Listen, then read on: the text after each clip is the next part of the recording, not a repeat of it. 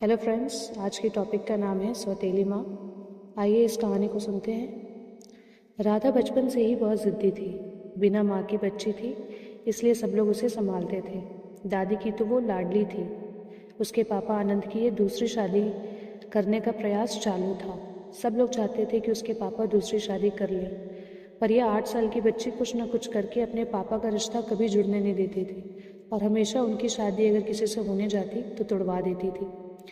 उसकी इन हरकतों से उसकी दादी और नानी बहुत परेशान रहते थे। उसको बहुत समझाते थे कि हर सौतेली माँ बुरी नहीं होती, और अगर वो तुम्हें डांटेगी और अगर वो तुम्हें तकलीफ़ देगी तो हम लोग उस पर चिल्लाएंगे। लेकिन तुम ये मत सोचो कि सब सौतेली माँ बुरी होती हैं। लेकिन उसके मन में बार बार यही डर रहता था कि सौतेली माँ मुझे बहुत तकलीफ़ देगी, पापा भी उसकी ही सुनेंगे और उसकी माँ की जो आखिरी याद मंगलसूत्र था उसे भी वो सौतेली माँ को चला जाएगा। सभी को टेंशन हो रहा था कि उसको कैसे समझाया जाए। उसकी माँ सोनिया, जो 10 साल पहले इस दुनिया से चली गई, उसकी जलने से मृत्यु हो गई थी। तब से लेकर अब तक उस बच्ची को सभी संभालते थे, पर उसकी यह जिद ज़रा ज़्यादा होने हो रही थी। कैसे बताएं अब इसे और कैसे समझाया जाए अब उसे। उसकी दादी ने उनके ही मौसेरे भाई की लड़की पसंद कर ली थी।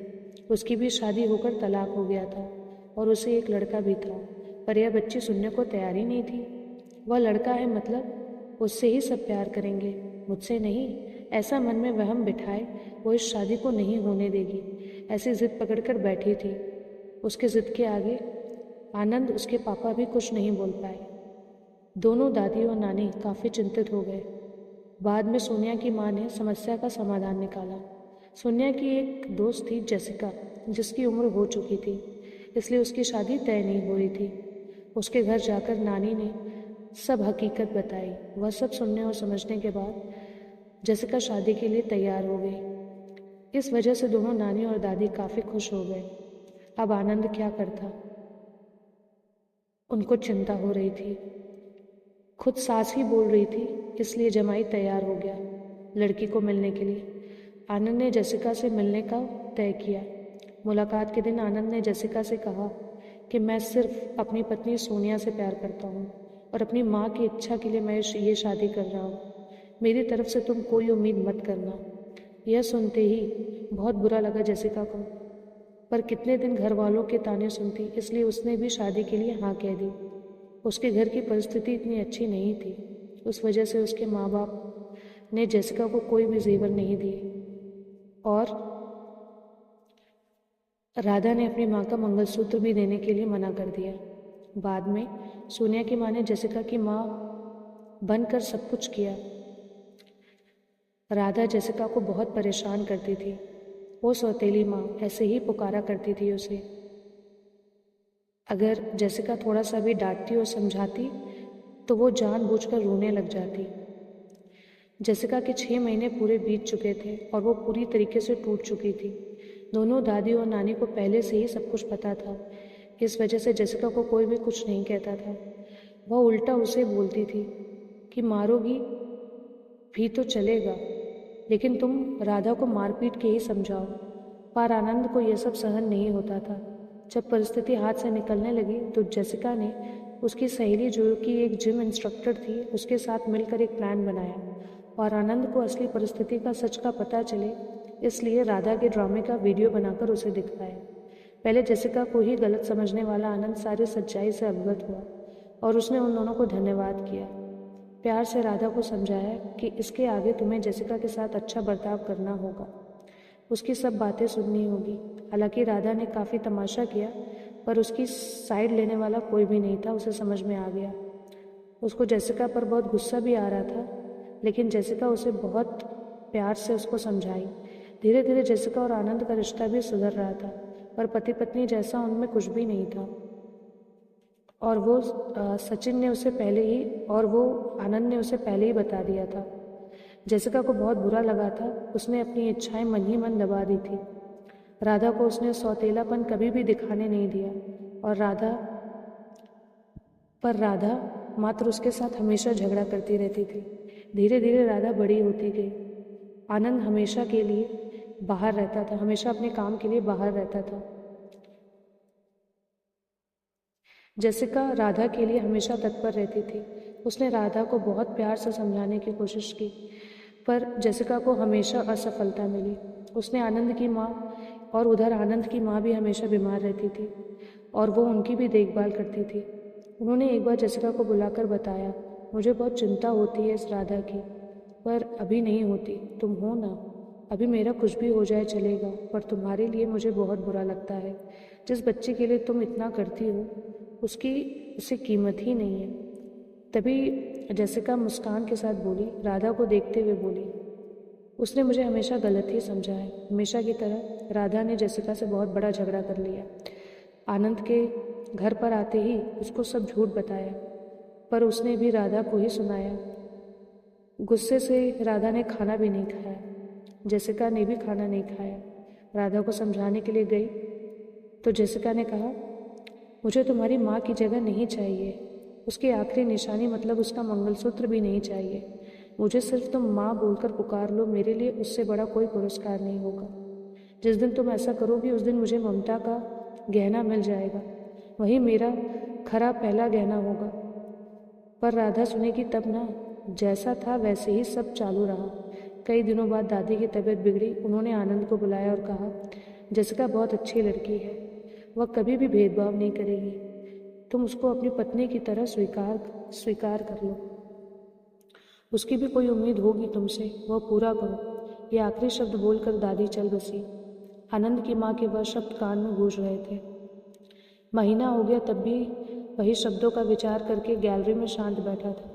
उतने में जेसिका ने खाना खाने के लिए आने को कहा। आनंद का सब्र का बाँध टूट गया। वह जेसिका को गोद में उठाकर कमरे में ले गया और उसे पकड़कर बहुत रोने लगा। आज 10 साल बाद पहली बार आनंद ने जेसिका को छुआ।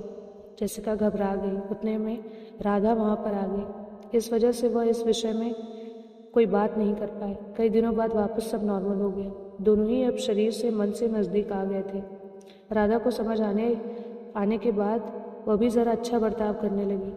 अभी उसकी 12वीं की परीक्षा भी थी, इसलिए जेसिका उसके टाइम टेबल को ठीक कर रही थी। कुल मिलाकर सब अच्छा चल रहा था। ऐसे में उनकी खुशियों को नज़र लग गई। आनंद का भी एक्सीडेंट हो गया और वह गुजर गया। अब बस जेसिका और राधा वह दोनों ही थे एक दूसरे के लिए। जो भी सेविंग थी उस पर घर चल रहा था। जेसिका तो ग्रेजुएट नहीं थी, इस वजह से उसे नौकरी मिलने में भी दिक्कत हो रही थी। छोटी छोटी नौकरी करके वह घर का खर्चा चला रही थी। आनंद की सब सेविंग उसने राधा के लिए रख दी। अब राधा को प्यार हो गया था सुनील नाम के लड़के से। इस वजह से जेसिका ने उनका प्रेम विवाह करने का सोचा। सब लोग अच्छे हैं, राधा भी खुश रहेगी, ऐसा उसे विश्वास था। पर सुनील की माँ बहुत खड़ूस थी। आनंद के जाने के बाद उनकी परिस्थिति भी अच्छी नहीं थी। राधा शादी के बाद ज़्यादा गहने नहीं लाई, इसलिए ससुराल वाले उसे बहुत तकलीफ दे रहे थे। उसकी सास की सहेलियाँ घर पर आई थी नई दुल्हन से मिलने। तब राधा की सौतेली माँ के बारे में बहुत बुरा भला बोल रही थी। सौतेली माँ है ना, इसलिए ऐसा जानबूझकर किया होगा। सब कुछ खुद के लिए रखा होगा और बेटी को लंका की पार्वती बनाकर सिर्फ मंगलसूत्र पहनाकर भेज दिया और हंसने लगी। अभी उसका खुद पर नियंत्रण टूट गया। मेरी माँ की आखिरी याद मतलब ये मंगलसूत्र है, जो मेरी इच्छा थी कि मैं इसे पहनूं। यह मंगलसूत्र मेरी माँ का आशीर्वाद था और मेरी जेसिका माँ को बुरा भला बोलने का तुम्हें कोई भी हक नहीं है। आज वह है, इसलिए मैं हूँ। उन्होंने मुझे अच्छे संस्कार दिए, डिसिप्लिन सिखाया, संयम और बड़ों का सम्मान, ये सब बातें कोई उम्मीद ना रखते हुए सिखाया। पापा के जाने के बाद भी उन्होंने कमाए हुए एक पैसा भी खुद पर खर्च नहीं किया, सब पैसे मुझे दे दिए। कभी भी सौतेलापन उन्होंने मुझे नहीं दिखाया। मेरे लिए उन्होंने खुद का बच्चा तक नहीं होने दिया। पर मुझ पागल को भी यह समझ में नहीं आया। उन्होंने मुझे सिर्फ और सिर्फ प्यार किया। मुझसे उन्हें एक ही चीज़ चाहिए थी जो मैं कभी नहीं दे पाई। सब औरतें एकदम सोच में पड़ गई कि आखिर वह कौन सा चीज़ चाहिए था। उन्होंने राधा से पूछा उन्हें क्या चाहिए था। सच में बहुत महंगा गहना होगा, इसलिए तो उसने इतना एडजस्ट किया होगा। बातचीत हो रही थी तभी वहाँ जेसिका आई और औरतें खुसर करते हुए हंसने लगी।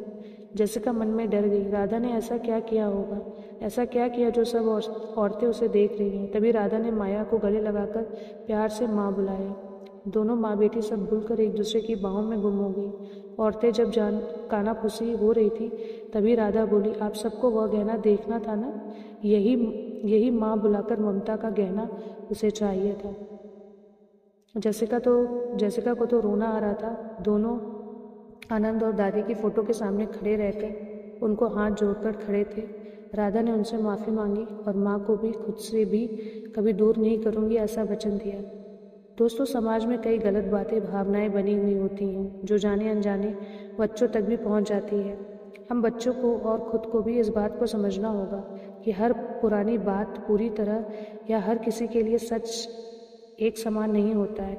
किसी एक सच का दूसरे के लिए झूठ भी हो सकता है। इसलिए किसी भी बात को अपने दिल दिमाग में बैठाने से पहले उसकी सत्यता की कसौटी करना बेहद ज़रूरी होता है।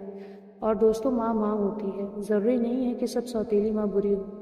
इस कहानी में आपने देखा कि सौतेला होता हुआ भी जेसिका ने उसे अपने बच्चे से भी ज़्यादा प्यार किया और बाद में राधा को उसकी गलती का एहसास हुआ। इसीलिए दोस्तों, माँ बाप से प्यार करिए, उनके साथ रहिए और उनका सम्मान करिए। इसी के साथ दोस्तों, अगर आपको वीडियो पसंद आए तो वीडियो को लाइक, शेयर, सब्सक्राइब ज़रूर करें। मिलते हैं अगली कहानी में। धन्यवाद।